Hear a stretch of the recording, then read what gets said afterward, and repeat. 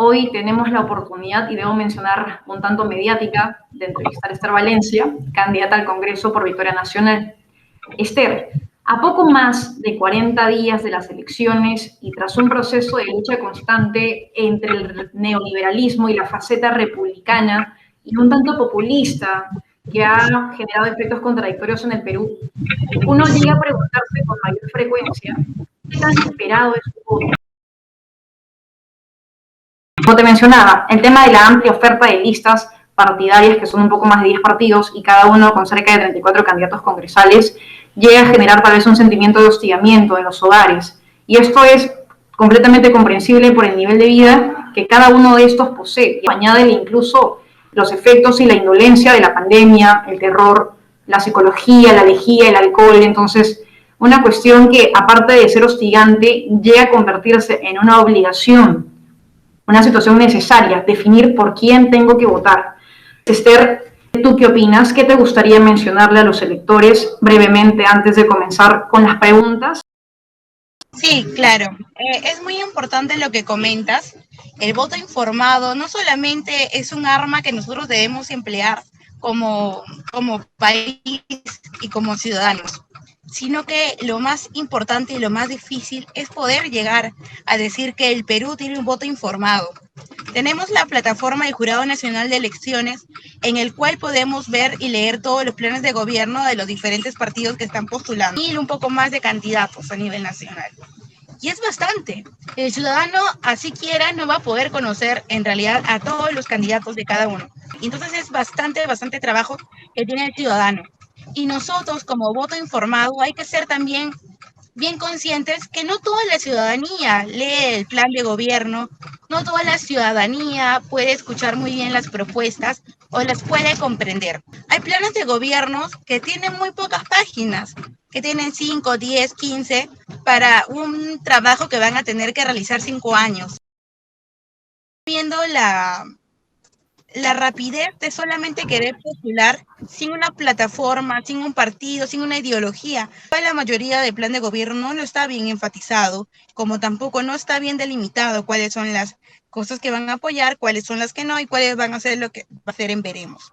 Se habla mucho de una política republicana que es prácticamente centro hablando, pero también estamos viendo cuáles son los partidos y cuáles son los candidatos que son de centro, cuáles son de derecha, cuáles son de izquierda, a qué sectores están favoreciendo, como también qué sectores representan.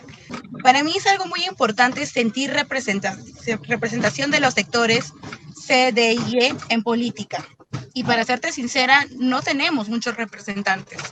Y no es que la izquierda puede decir que ellos son de estos sectores, ¿no? Y eso es algo muy importante en estas elecciones, ¿no? Entonces es bueno que el ciudadano pueda tener toda esta plataforma y esta visualización de la importancia de estas elecciones. Partidos que no van a pasar la valla, que se van a eliminar, y hay partidos que están jugando la última contienda, como el mío, que es Victoria Nacional, la campanita. Perdóname que te corte ahí. Respecto a qué partidos no pasan la valla, tampoco asegura que las propuestas de estos partidos que efectivamente vayan a pasar la valla sean completamente viables. Entonces, aparte del tema de desinformación, llega un punto en el que las personas escuchan propuestas similares y tal vez otras propuestas radicales y no saber con qué decidir, cómo decidir, independientemente de qué partidos hayan o no pasado la valla. Si te das cuenta, ahora múltiples hogares lo único que están pensando es qué medidas se van a adoptar durante el periodo de gobierno para que mi familia, mi comunidad, mi sector pueda salir de la situación en la que se encuentra actualmente. Y es precisamente por eso que tenemos un tópico de temas que vamos a tocar, pero quiero ir por partes contigo, Esther. Me gustaría comenzar con algunas preguntas que han dejado algunos estudiantes de diversas carreras, pero primero lo primero.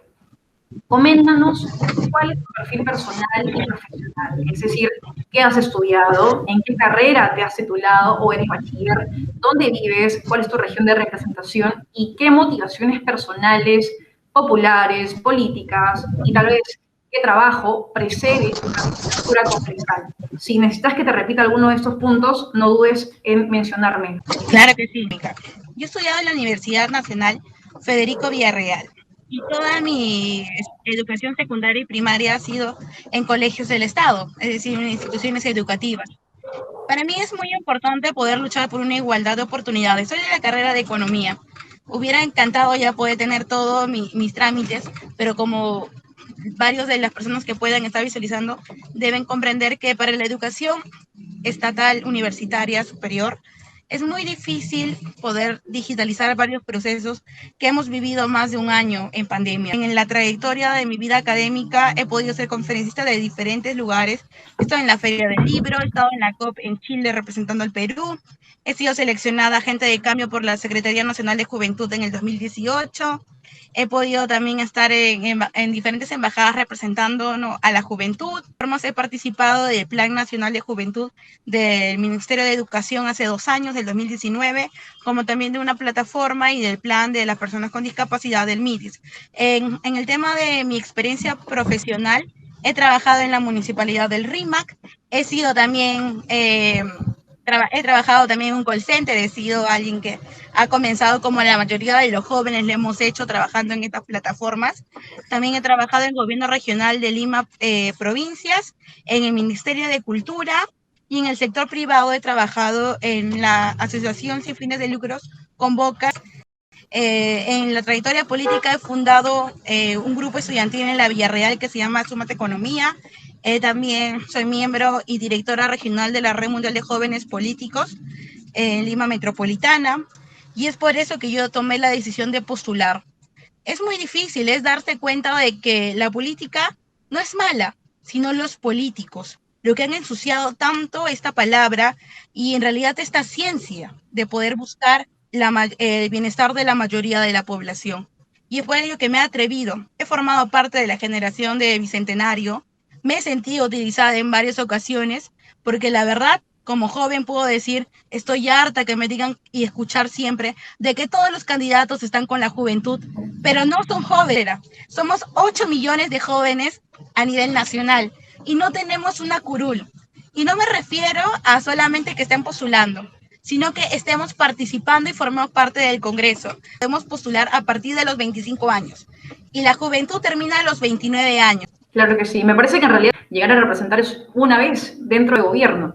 Ahora, Esther, muchas gracias. Te cuento que la dinámica de este conversatorio va a darse en torno a temas específicos en economía, salud, educación e infraestructura. Así que vamos a partir de preguntas muy generales que la prensa suele realizar y que los candidatos al Congreso como a la presidencia tienden a resolver de manera muy escueta, muy concisa. Y espero de verdad que podamos ahondar un poco más para que las personas puedan conocer cuál es tu postura real y de dónde surge.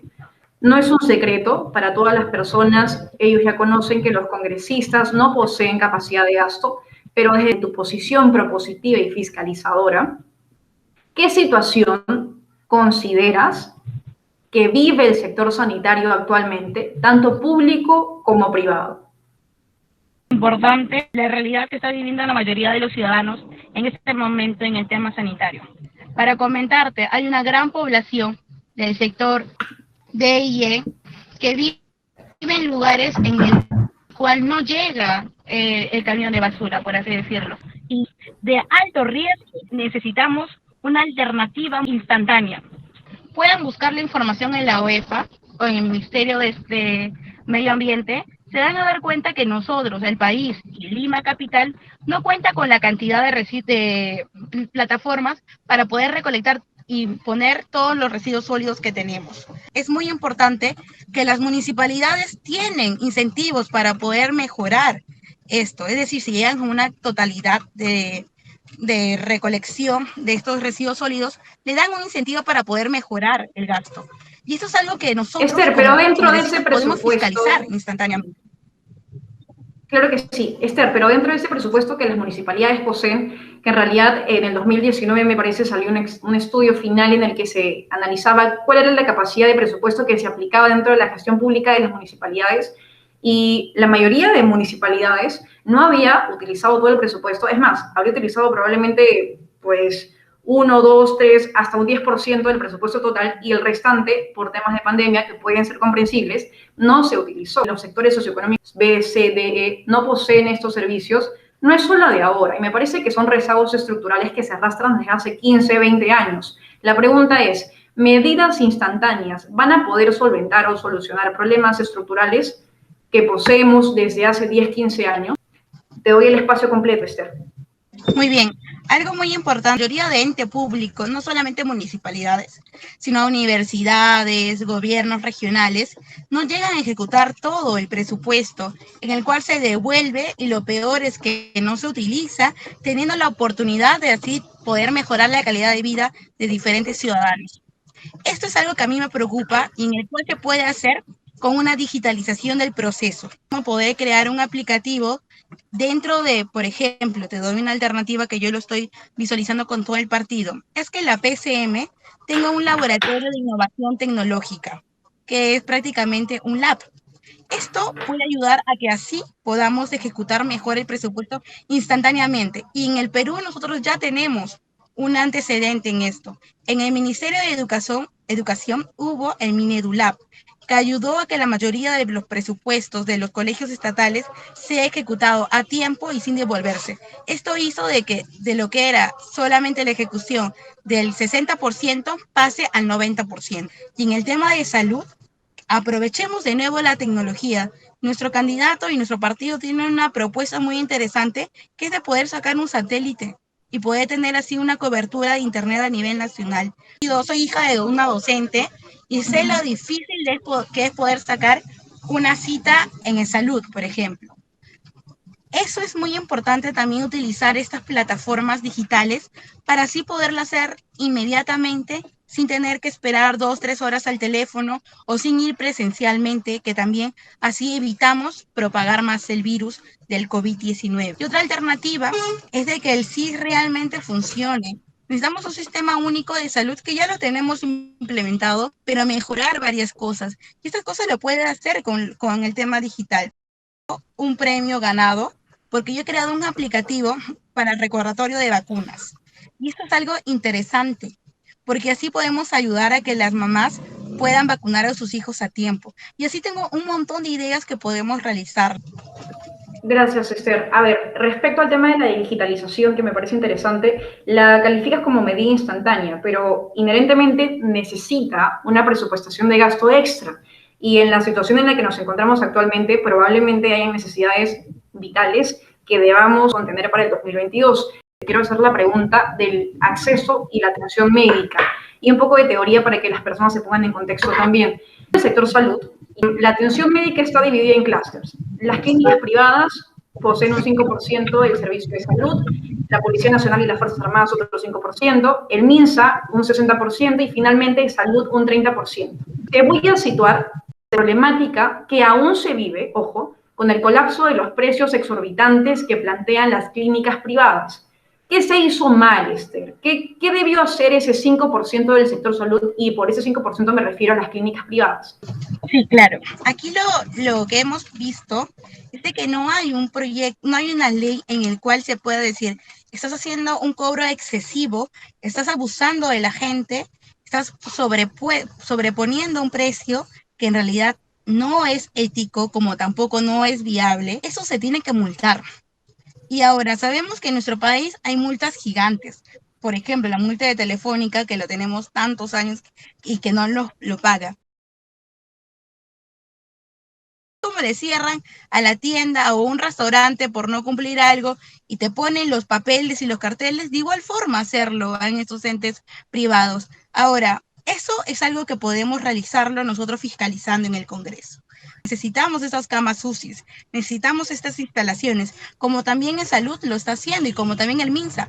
Te comento, y quizás algunos de ustedes puedan saber, el MINSA alquila a clínicas privadas espacios. Esto es algo que en realidad nosotros debemos fiscalizar y no solamente con la Contraloría, sino personalmente nosotros los congresistas que estamos para poder velar por la ciudadanía y por buscar una igualdad y sobre todo algo de justicia, ¿no? Pero instantáneamente nosotros también, y es algo que te lo digo, que he visto y que no se tomó las medidas instantáneas del caso, es cuando hicieron un sobreprecio de algunos medicamentos. Uno iba al comenzar el año pasado, en el mes de mayo, a comprar, por ejemplo, una acitromicina genérica que te podía haber costado $1 y lo estás comprando a un valor de 10, 20 soles. Y esto recién hace poco ha sido filtrado. Ahora vemos que, por ejemplo, han vuelto al precio que estaba ahora habitual, pero eso debió haber sido desde el comienzo. Lo que falta es fiscalizar y sobre todo decir cuáles son las consecuencias para el sector privado al no cumplir con estas leyes. Dentro de tus medidas de fiscalización para las empresas privadas, en este caso las clínicas privadas, que estén por encima de los rangos públicos de precios tanto de medicamentos como de seguro de salud, deberían multarse. Aquí quiero mandar un dato, porque ese 5% de clínicas privadas implica una oferta relativamente baja de servicios de salud. Es decir, cuando el sistema de salud colapsa, las personas que ya no pueden ir a servicios públicos tienen la opción de financiarse, endeudarse, probablemente no tener soluciones dentro de la clínica privada porque eran precios exorbitantes, pero esto sigue una lógica teórica a poca oferta de servicios de salud y tanta demanda, los precios estaban por encima. Es más, eso es lo que mencionan muchos expertos, pero aquí llega otro problema, ¿no? El tema de cómo la falla de mercado puede afectar la igualdad y la equidad de servicios. Es justamente por eso que te pregunté cuál hubiese sido la medida para sincerar los precios, ojo, sin multar, porque sabemos que un proceso de multa no sería una medida viable. Es más que lógico que cuando existen fallas de mercado, la política pública tiene que entrar de por medio. ¿Qué otra idea podrían plantear, en este caso tú, Esther Valencia, o Victoria Nacional? Como congresistas, además de fiscalizar y apoyar a toda la gente, y algo que sí quería comentarte que es muy importante, son las plataformas ciudadanas. Antes de la pandemia había una plataforma del Ministerio de Salud. Tú podías poner el dato de una medicina y te salían los precios de las diferentes entidades, públicas como privadas, incluso las postas. En pandemia no funcionó. Y esto es algo que nosotros también podemos implementar para las clínicas. Yo quizás, por la edad que tengo, me falta varias cosas por recorrer, pero creando una plataforma muy parecida que pueda supervisar el tema de las clínicas y de los sobrecostos en el tema de salud, va a ser una herramienta ciudadana de empoderamiento. Y esto va a ayudar a que luego nosotros obliguemos a la Fiscalía, obliguemos también a la Contraloría a poder salir y ahí, como Victoria Nacional, poder poner las leyes y llevarlos a juicio a las personas. Y si en el caso que vemos una corrupción tan grande, cerrar la empresa privada, ¿no? Que la corrupción es un delito y eso es algo que nosotros en Victoria Nacional lo tenemos muy fuerte, ¿no? Poder inhabilitar a estas personas que están involucradas en estos juicios, ¿no? Parte también, claro que sí. Me parece que eso también forma parte de una falla de institucionalidad. El Estado tiene que trabajar con el mercado. Y analizar qué pasa dentro del Estado también es un problema de mala gestión pública, poca institucionalidad y de ahí muchas más fallas. Y es justamente aquí, precisamente por el tema de cómo sincerar precios del sector privado dentro del sector salud, que yo planteo algunas opciones, como por ejemplo una medida de prevención ante desastres, ¿no? Pero algo importantísimo que tú sí has mencionado es el tema de los sobrecostos. Y no solamente es tema de las empresas, también es tema de los consumidores y un proceso importantísimo que se llama especulación, ¿ok? El primer día, por ejemplo, un caso muy notorio, el papel higiénico, y desabasteciendo el mercado y lógicamente subiendo los precios. Lo mismo sucede dentro del mercado internacional con los precios de los productos farmacéuticos y en este caso un oligopolio, un mercado oligopolizado mediante especulación puede tender a ser peligroso y desabastecer. Entonces es un tema tanto de solución de institucionalidad como de prevención y a semejanza de información dentro de la cultura peruana y dentro de la información de tantos jóvenes y familias.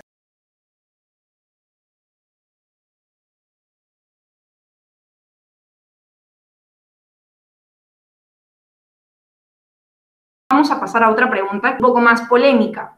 Las vacunas. ¿Consideras que las vacunas son un bien público o un bien privado? Y aquí quiero recordarle a las personas que van a ver esta transmisión que el 15 de febrero se decretó que las empresas privadas ya podrían importar y distribuir las vacunas y la única restricción, bueno, dos restricciones. La primera era que el precio de estas vacunas no podía sobrepasar el precio del Estado porque estaría contraviniendo con el artículo 234 del Código Penal. Y la segunda restricción, o petición, mejor dicho, dentro de este acuerdo, es que el 10% de las vacunas o del lote de vacunas importadas tendría que ser vendido al Estado al precio del costo de importación para que las personas más vulnerables pudieran hacerse de las vacunas. ¿Qué opinas? ¿Las vacunas son un bien público o son un bien privado? ¿Qué debería hacerse? ¿Privatizarse o no? Primero sobre el fondo sobre catástrofes, algo que yo también lo había pensado, es muy importante. Sin embargo, va a ser para prácticamente dentro de 4 años. Al igual que todas las empresas lo tienen, ¿no? Cualquier banco tiene prácticamente una caja fiscal en el cual están sobregirados y lo utilizan. Es algo que el Estado también lo debería tener y que sería un plan a largo plazo para nuestro país. Y sobre las vacunas, yo creo que para poder realmente volver a un crecimiento económico como lo teníamos antes en nuestro país, es necesario poder comprar las vacunas inmediatamente para toda la población. Saber de que si realmente queremos volver a tener un crecimiento económico y que nuestras empresas vuelvan a tener, porque recordemos que el Perú depende mucho de las MIPES, o sea, por más de que quizás no el PBI, pero sí los puestos de trabajo, es necesario poder vacunar a la población. Yo en segunda fase hubiera puesto también personas de los mercados y que también los puedan abastecer de los alimentos. Podemos jugar con la alimentación. El Perú necesita lo mismo que ha necesitado hace 50 años, comida. Pero ahora para poder conseguirlo necesitamos vacunas. La prioridad en estos momentos es poder tener una vacuna y que sea del Estado. Yo no estoy a favor que la empresa privada esté haciéndolo, porque en todos los países que incluso tenían menos crecimiento que nosotros, que incluso tienen menos PBI que nosotros, porque ellos sí han podido comprar incluso para cada ciudadano 4 vacunas. Y no me refiero a que cada vacuna sean de 2 dosis, incluso 4 vacunas completas, es decir, 8 vacunas más. Yo creo que a mí personalmente como ciudadana me preocupa. ¿Por qué ha tomado una mala decisión nuestro ejecutivo en no poder esto como primera necesidad? ¿Es algo que en realidad nosotros estamos divagando o es que el ejecutivo no estaba preparado o que no supone los intereses de la ciudadanía en nuestro Perú en primera instancia? Ya, a ver, dentro de lo que has mencionado, Esther, te quiero pedir que repitas, por favor, esa comparación con otros países. ¿Cuál es el factor o en función de que el Perú se encuentra en desventaja respecto a otros países? Otros países ya han comprado las vacunas y nosotros no.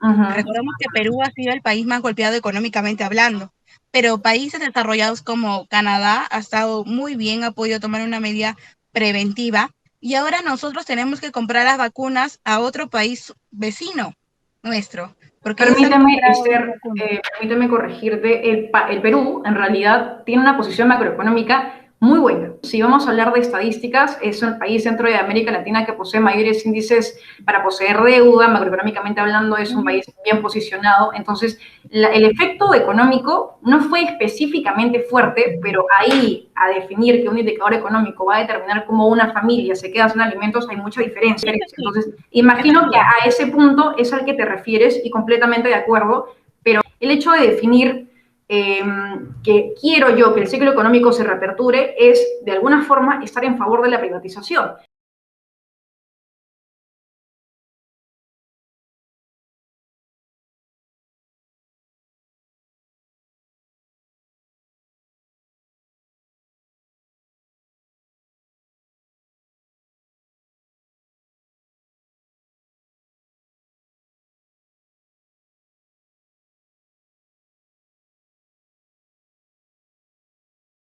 Precisamente por este punto, respecto al sector salud, que es vacunas por impuestos. En el caso de que se privatice la vacuna, la medida que presentó el Congreso fue vía vacunas por impuestos. ¿Qué te parece? Y ojo, tomando en cuenta que es un recurso limitado, que hay niveles de riesgos que tomar en cuenta, es decir, hay personas que poseen mayor nivel de riesgo que otras para el uso de las vacunas y la necesidad de mitigar efectos financieros e inversión que son contraproducentes. Un ejemplo de grandes corporaciones como Credicorp que han dejado de pagar dividendos por el hecho de no tener la certeza de si se va a inmunizar o no completamente al sector laboral. Entonces, parece que todos estos factores terminan por determinar que es la mejor oportunidad para aplicar el vacuna por impuestos. ¿Qué opinas tú de esta medida? Vacunas por impuestos en caso de privatización. ¿Es o no una medida viable dentro del marco institucional del Perú? Claro. Algo que en realidad nosotros hemos, o bueno, mejor dicho, el Estado, cuando acabo de mencionar nosotros me refería al Perú, cuando ha querido utilizar el tema de algo por impuestos, ¿qué es lo que ha pasado, no? Es, primero lo hace para poder hacerlo inmediatamente, ¿no? Decir, ya, esa es la solución más rápida que podemos hacer, contemos con las empresas, que ellos tienen ya la liquidez para poder realizarlo, y de esa forma también se benefician para que así podamos decir que se pueden reactivar la economía. Pero aquí existe algo muy importante que está impregnado en nuestro país, que es el tema de la corrupción. Y esto es algo que a mí me preocupa. Y eso es algo que nosotros ya hemos podido ver también en educación por impuestos, en todas las OXIs anteriormente, ¿no? Eso es algo que como ciudadana, como estudiante, como economista, uno lo va a poder comprender. Pero a veces a la ciudadanía tú le dices, la empresa va a poder comprarlo rápido, la ciudadanía va a estar a favor porque tiene la necesidad instantánea de tener las vacunas. Ahora, una cosa es tener la necesidad inmediata y otra muy diferente es poder adquirir el producto, que es justamente la brecha que podría establecer el hecho de privatizar un recurso limitado como lo son las vacunas. Exactamente, y eso lo podemos ver en ese ejemplo de vacuna gay. ¿Y a qué me refiero? Hay una lista Me parece de que la hay una lista que tiene la embajada de por esa institución. Espero no meterme en problemas en decirlo. ¿Cómo? Decía, allá, en el tema de vacunas gay, hay algo muy importante. Mi audio seguro estaba mal. Ya, lo que me refería en el tema de vacuna Gates, y espero no meterme en problemas, hay una lista que tiene la Embajada de la República Popular China que aún no se sabe quiénes han sido los beneficiarios de estas vacunas. Entonces, es lo que podría pasar también en el tema de las vacunas por impuestos. Las empresas puedan comprarlos, pero también pueden decidir a quiénes vacunar y a quiénes no. Las vacunas están compradas. Ahí están, tú las puedes ver, pero ¿te va a tocar o no te va a tocar? Es ahí la importancia de poder tener una transparencia y también que yo en esa parte no estoy tan a favor de que lo pueda hacer la empresa privada, porque sí me preocupa de que se compre, ya están ya pasó, oye, ya han hecho ahí sus impuestos, ya no van a tener que pagar al Estado, pero ¿a quiénes se le dan estas vacunas?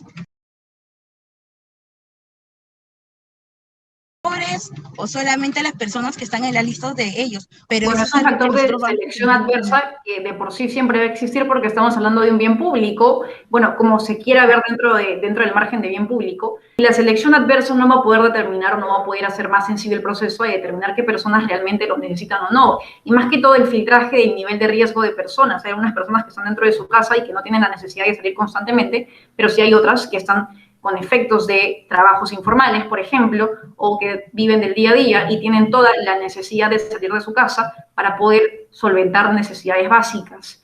Adopto cierta postura de tu propuesta, pero me sorprende porque en primera instancia Victoria Nacional trabaja con la empresa privada, es parte de su mantra, trabajo con la empresa privada y el Estado también está dentro del marco regulatorio, trabajo con ellos. Entonces, ¿qué sucede? Eso es un poco lo que me sorprende de la propuesta, pero sí entiendo que por sobre la inversión privada quieran poner los intereses del ciudadano.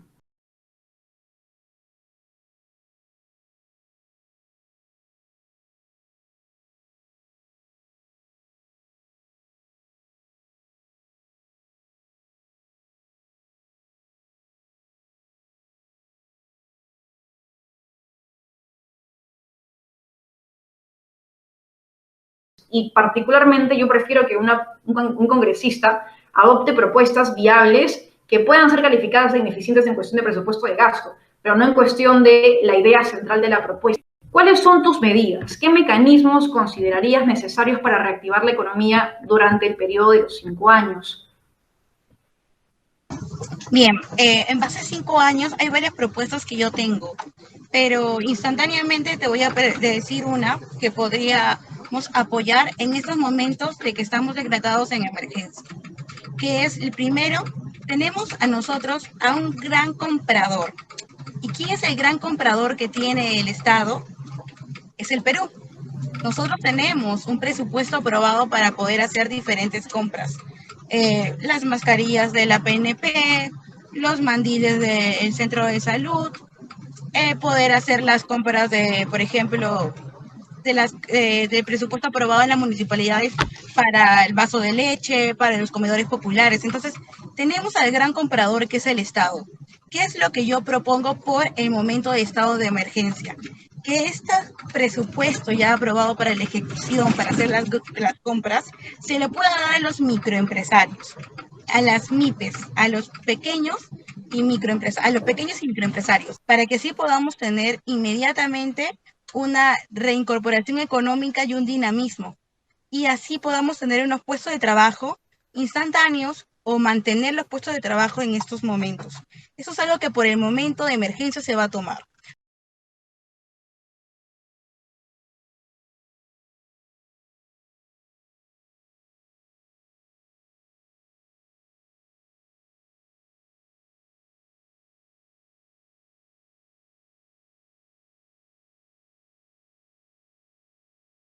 Que si el Estado debe demandar más, de por medio tiene que haber mayor rango de gasto. Y esta no es una unidad completamente viable, y no por el hecho de que hay presupuestos que no se utilizan, porque se van a utilizar y forman parte de presupuestos anualizados. A lo que yo voy es el gasto eficiente, la gestión correcta del gasto, a dónde tiene que ir destinada.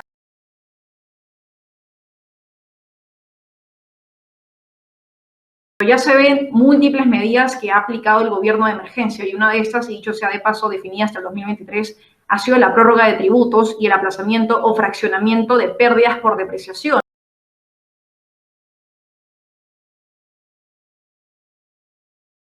Reactiva Perú, FAEturismo, PAEMIPE, que es financiado con garantías estatales, ojo. Pero algo completamente diferente, más no inusual, es impulsar mayores compras del Estado hacia las MIPE.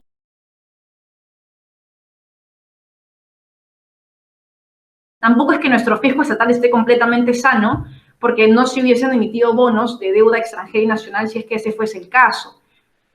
Y lo digo por dos puntos. Primero, porque produce, y el Estado, desde hace 2 gobiernos ya, licitan contrataciones con las MIPES en un rango de 1.7 de 100 empresas, por ejemplo. Es una oferta de empresas relativamente corta. Entonces, esa ha sido precisamente la objeción del programa. Ya existe, pero corrígeme, esto va por un lado de ampliar la oferta de servicios MIPE al Estado, porque en caso haya harta oferta de servicios y poca demanda, terminan por desvalorizar el monto de licitación o desincentivar al micro pequeño empresario. Es un trato comercial de compras simple del 25%, el Estado tiene 2 opciones. Perdón, 65% mencionaste, ¿no? El Estado tiene 2 opciones. O raciona y decide a qué MIPES va a comprar mediante un filtro tributario, porque tiene que filtrar, no es que a todas las MIPES va a darles la posibilidad, o forma parte del mercado de los productos que adquiere, y dentro del mercado el Estado se asume como fijante de precios, y esto lógicamente va a desincentivar a las MIPES. Y esto es todo un tema, porque tampoco es que el presupuesto sea ilimitado, y mediante las medidas que ya se han estado otorgando, tanto tributarias, de depreciación como de gasto público, no se puede estar utilizando el fisco constantemente de esta forma si es que no hay un proceso de reactivación con ciclo operativo. ¿Qué tan eficiente es dedicar un gasto sin retorno por garantías dentro de todo un campo de normativas tributarias aplazadas y fraccionadas?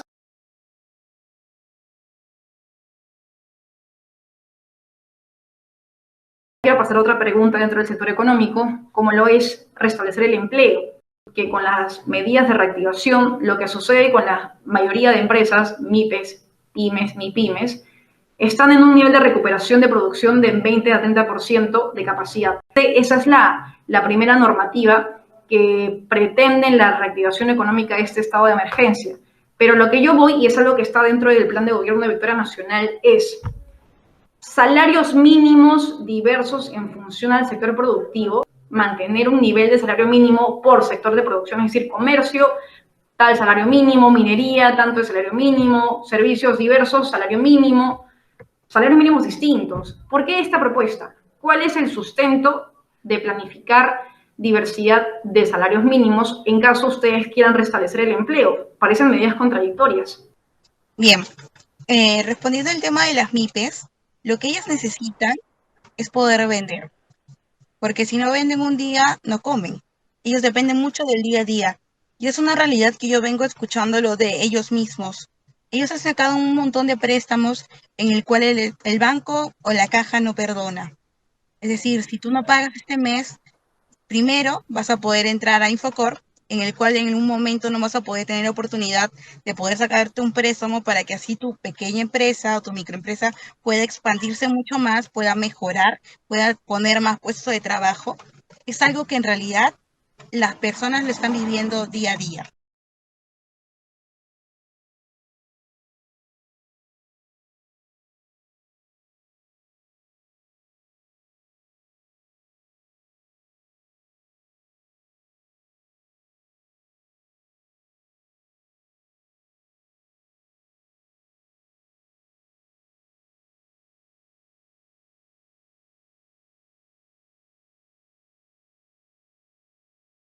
Pregunta es clara, un gasto sin retorno por garantías, ¿a dónde nos lleva?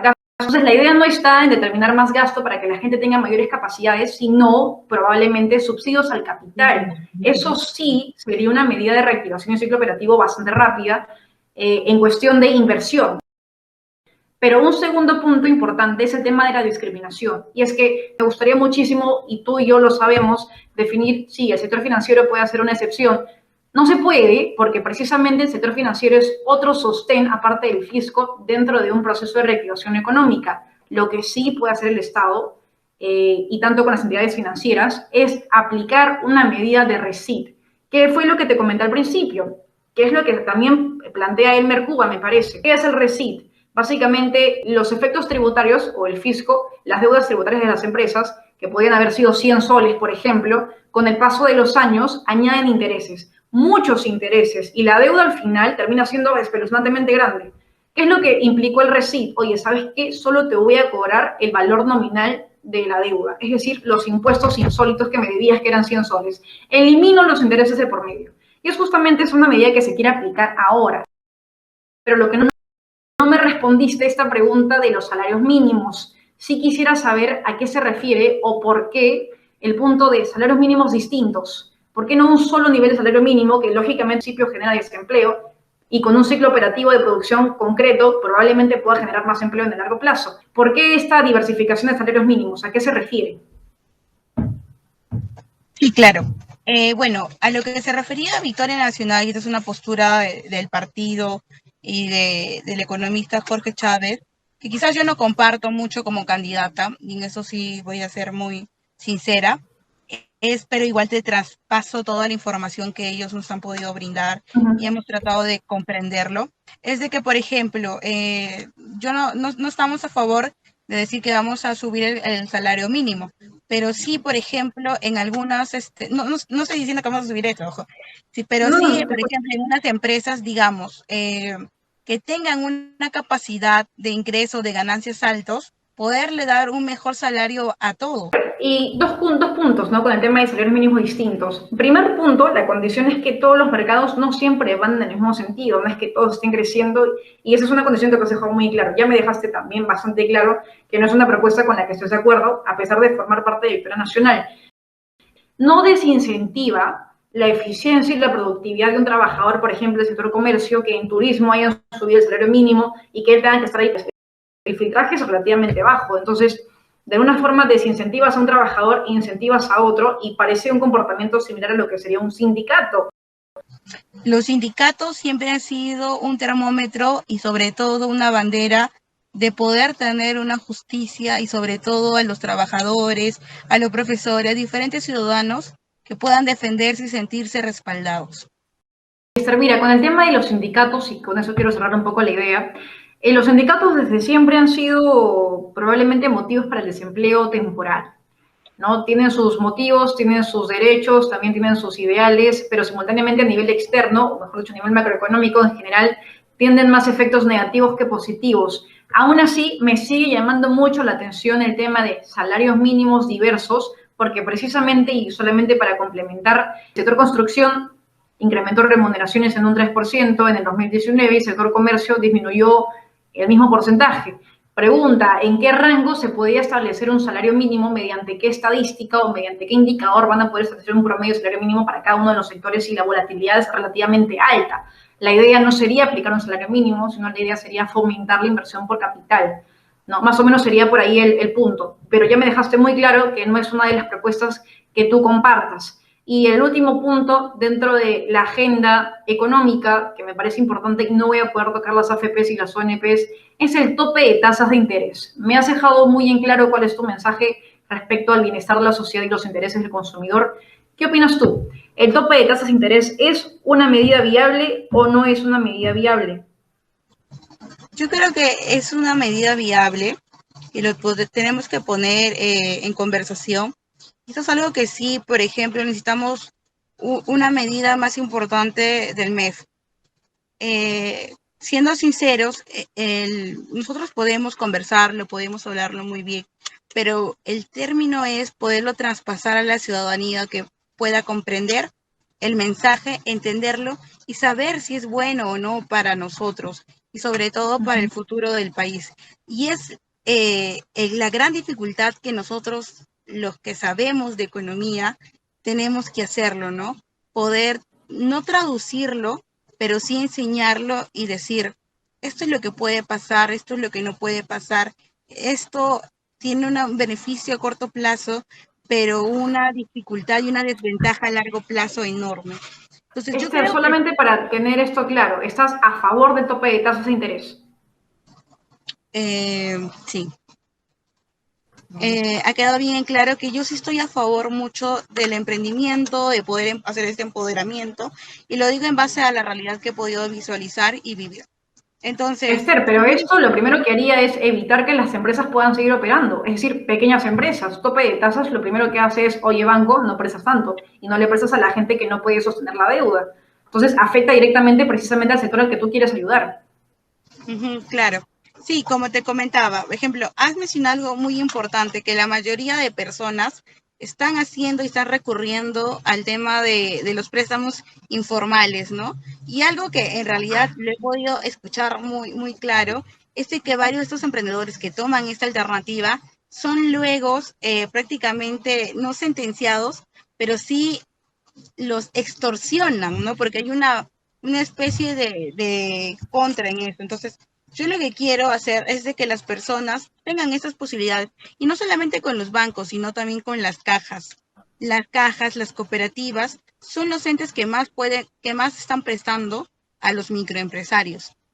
Y Claro esto que sí, pero si les estableces un tope de tasas, es lo primero que no van a hacer.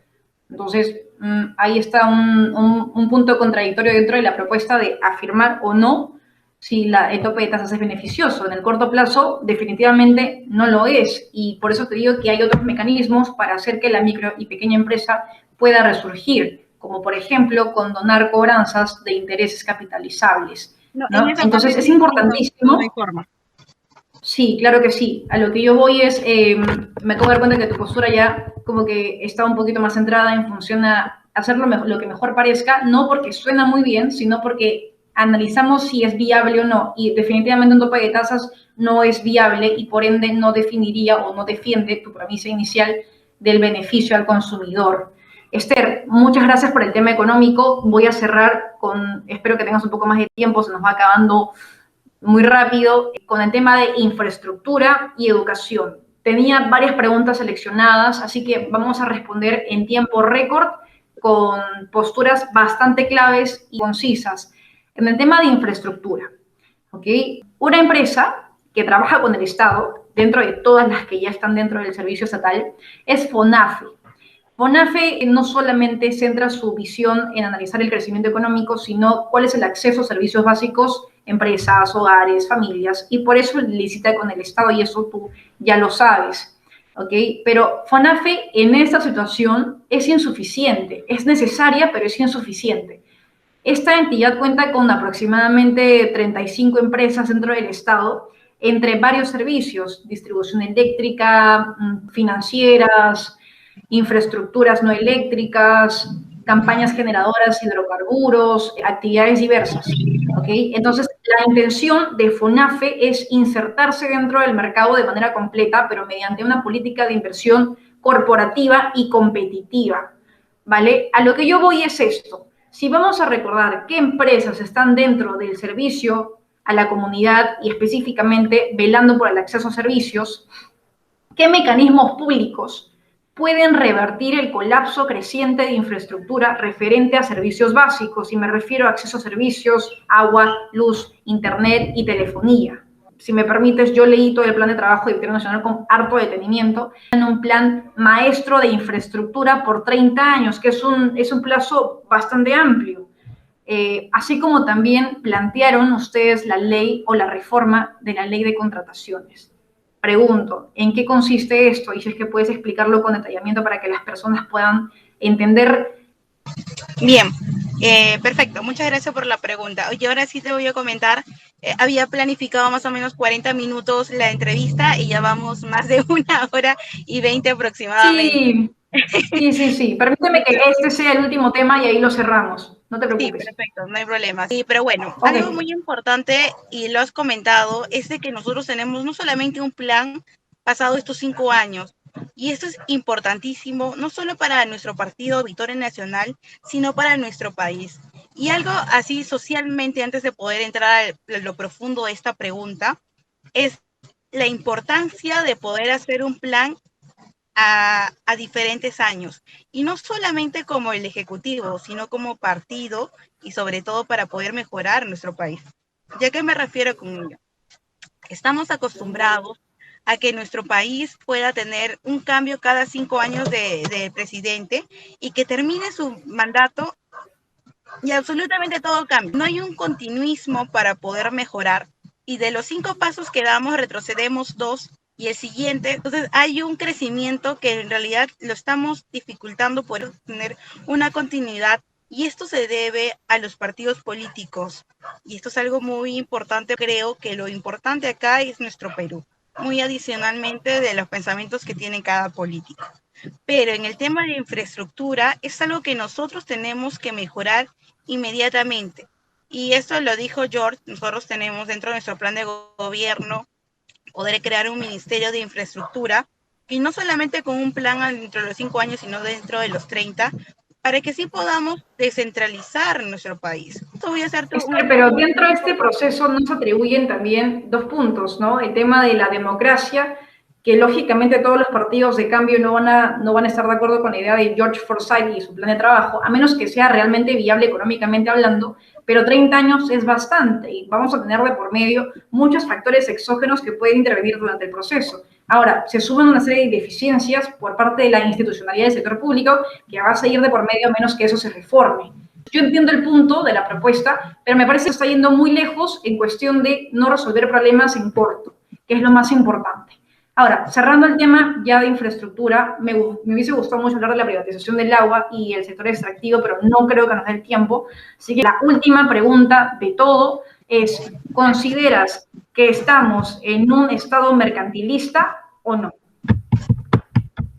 Es una pregunta que es muy, muy difícil comentar en base a toda la realidad, y te podría dar una postura como Esther Valencia y no quizás como Victoria Nacional, ¿no? Porque creo que somos diferentes partidos, como dijimos, son más de 1000 candidatos y obviamente no todos pensamos igual, pero sí creemos en un consenso, que es lo que nosotros le hacemos las posturas a nivel partidario. Ahora, si estamos o no en un país mercantilista, es algo que en realidad tiene y lleva bastantes cosas, ¿no? Sabemos mucho lo que ha sufrido nuestro país, lo que hemos tenido en estos últimos años, lo que estamos viviendo en esta cuarentena, a qué los programas, a quiénes han beneficiado, cuáles decisiones han beneficiado, a qué sector. Podría decir de que en cierta forma sí, sí lo estamos, y es algo muy preocupante.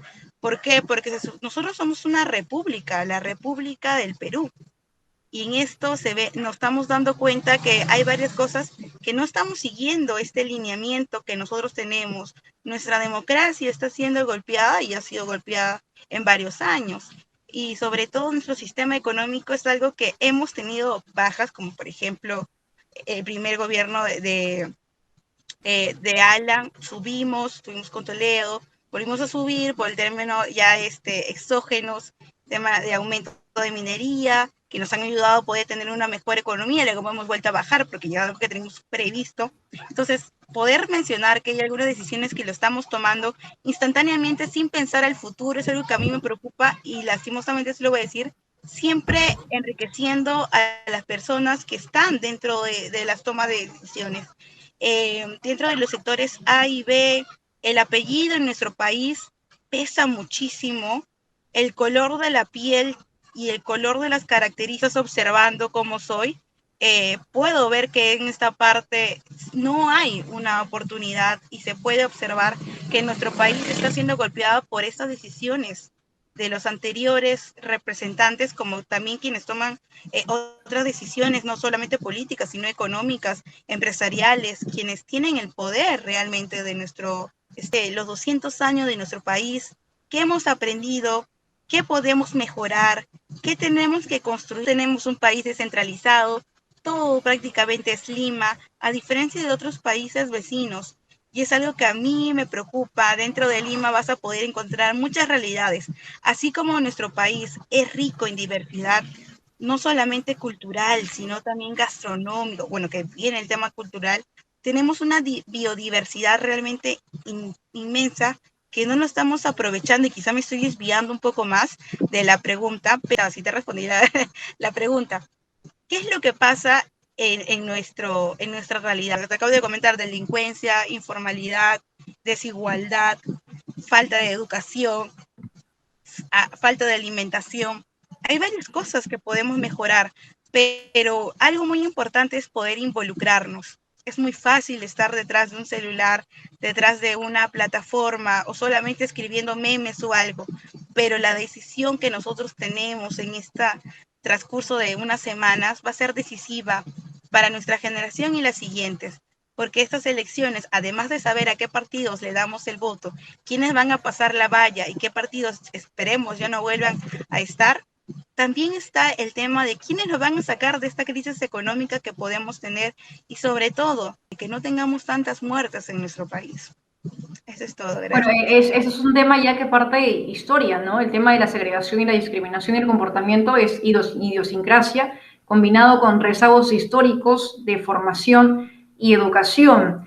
Ahora, si el Estado, en este caso ustedes, en la posibilidad de que George Forsyth, después de la apelación, la resolución final, de ser excluido dentro de la lista, habría que determinar la capacidad de George Forsyth no solamente para hacer caso a las necesidades populares, sino para poder solucionarlas. Y solucionar no viene solamente con la mística de querer hacer el bien común, va más allá, parte de un tema de análisis complejo de un grupo humano, un grupo institucional completamente, no solamente comprometido con la causa, sino preparado, actualizado y con ideas que permitan gestionar costos.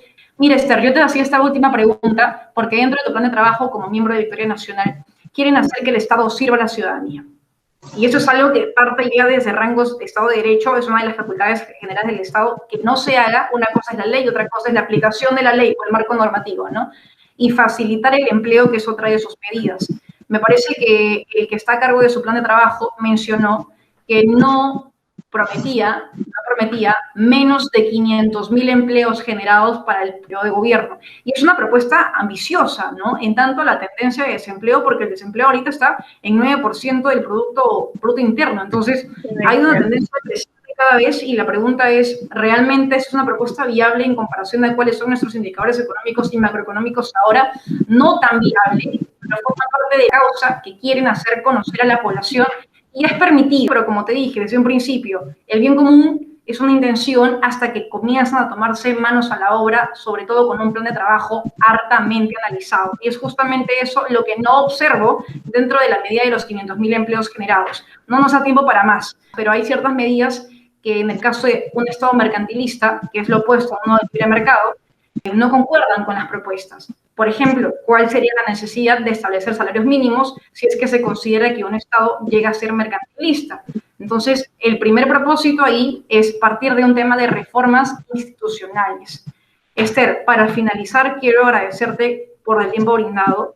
Tu experiencia, tu sentir y pensar es compartido, totalmente respetado. En realidad, buscar constantemente un nuevo sistema económico es buscar una ropa diferente para el payaso. Y todo se asienta en la realidad institucional, altos niveles de corrupción, incapacidad de gestión. La privatización en el países de Europa, por ejemplo, es completamente inversa, el comportamiento es inverso al peruano, porque los privados buscan ser controlados por el Estado en épocas de crisis, algo completamente distinto a lo que sucede en el país. Pero finalmente, yo ni tú tenemos que ser caviares o rojos para conocer y aceptar la realidad que viven miles de hogares. La única postura necesaria hoy es la empatía y la responsabilidad de cambio, seguida de un buen proceso de reforma tanto educativa como cultural. Entonces, se necesita esta reforma para un Estado que maneja un sistema económico muchas veces indolente y hasta extraño, con efectos gigantescos de desigualdad. Gracias nuevamente, Esther. Un gusto tenerte con nosotros. Esperemos que los resultados sean favorables para las mejores propuestas analizadas y planteadas en favor del bienestar de la sociedad. Así es. Y algo para aportar a lo que has mencionado es de que en realidad el presidente puede tener el cargo, pero es todo un equipo quien lo acompaña, porque las decisiones, a menos que sea una dictadura, no depende de una persona, por eso somos un Estado. Y nos acompañan dos vicepresidentes muy buenos académicamente, ¿no? Que puedo decirlo, y como ciudadano lo digo, complementa bastante la ejecución que puede hacer mi candidato George Forsyth, que es uno, Patricia Arévalo, que ha sido una excelente académica, que sabe bastante la importancia de la educación, y segundo, Jorge Chávez, que ha sido miembro y presidente del BCR, del Banco Central de Reserva del Perú. Es algo que en realidad acompaña bastante a Victoria Nacional todo el término académico y ejecutor que podemos realizar. Y dentro de nuestra lista congresal también tenemos diferentes cuadros. Y puedo mencionarlo a pecho abierto, como así lo podemos decir, que en nuestra lista congresal la mayoría son desconocidos, y me incluyo. Yo no soy tan conocida como, por ejemplo, otros candidatos, como Vizcarra, digamos, ¿no? O sea, no hay punto de igualdad. Sin embargo, tampoco por las causas por las que es conocido Vizcarra. Exacto, o como otros exalcaldes que tenemos en otras listas, ¿no? Entonces, eso es algo muy importante que nosotros tenemos dentro de Victoria Nacional y que la mayoría para el público en general son desconocidos, pero sin embargo es una forma de poder decir, estamos queriendo cambiar la política, poder generar nuevos cuadros. Yo soy militante, es la primera vez que milito en un partido político. He tomado una decisión que no fue de un año, sino una decisión que realmente he podido visualizarla muy bien antes de poder estar postulando e incorporarme en este equipo, ¿no? Como te comentaba, muy aparte del término económico, mi bandera y mi posición dentro de la importancia del empoderamiento juvenil a nivel nacional es algo que yo me puedo jactar porque he contribuido en varias cosas y en eso espero que todos los que puedan escuchar investiguenme. Quizás no están tan adelante como quisiera, porque a veces también estar en campaña me dificulta. Mi equipo es netamente juvenil, que me viene acompañando a algunos colegas míos de la universidad que realmente están esperanzados en poder hacer un cambio. Y yo, como le digo, yo puedo ser la candidata, pero yo represento a todos ustedes y ustedes me van a acompañar dentro del despacho. Siempre me han dicho, Esther, tú eres muy campechana. En realidad es la forma que yo represento y la forma en la que a mí me siento orgullosa de cómo soy, cómo hablo, de también cómo me expreso, porque es ahí donde podemos ver que en realidad sí tenemos una oportunidad para que una de las nuestras esté en el Congreso de la República, pero ser una de estas jóvenes que puedan representar a los 8 millones que tenemos en población dentro de nuestro país. Y es momento de tomar una decisión importantísima. Espero puedan contar conmigo. Quiero agradecer también a ustedes por poder darme este espacio, así como liderazgo que ustedes tienen, quienes informan a la población, a los alumnos, a los amigos, hasta a los familiares.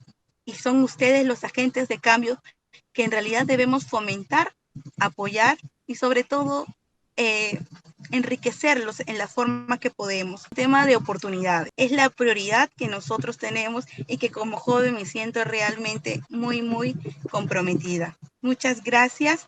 Espero ya en otra oportunidad poder conocernos, quizás compartir algunos espacios más, felicitarte porque veo que eres una persona muy instruida, una joven realmente que demuestra un liderazgo que sería excelente poder apoyarlo desde el Estado. Y algo para culminar, desde la Secretaría Nacional de Juventud. Yo quiero que la CENAJU puede estar implementándose desde la PCM. Varias veces yo también he tocado. Y el sistema de juventud no solamente depende de un ministerio, que en este caso es el Ministerio de Educación, sino es algo trascendental. Tú vas al Ministerio de Agricultura y hay el agrojoven. Vas en el tema de empleo, hay trabajo juvenil. Hay como 8 programas. Tenemos más de 100 programas en juventud que están de diferentes ministerios, diferentes lados. Pero debería estar incorporado todo esto dentro de la CENAJU, en la PCM y acompañado de lo que van a ser nuestros futuros líderes, que son el Consejo de Niño y Adolescente, que por las cosas de una mala incorporación está dentro del MIDIS. Es ahí donde podríamos hacer un cambio generacional y la verdadera generación del Bicentenario pueda tener las plataformas y más jóvenes estar representándonos en el Congreso y no tener solamente una opción de poder postular, sino poder Bueno, en elegir este a los caso, mejores. muchas opciones, un poco atolondrada dentro del proceso de elección. Pero Esther, muchas gracias nuevamente. Me he quedado en aire con varias preguntas que quería hacer, sector agrario, AFPs, no nos dio más el tiempo. Definitivamente, aparte de campechana, hablas bastante largo y tendido y te felicito. De verdad ha sido un gusto poder entrevistarte.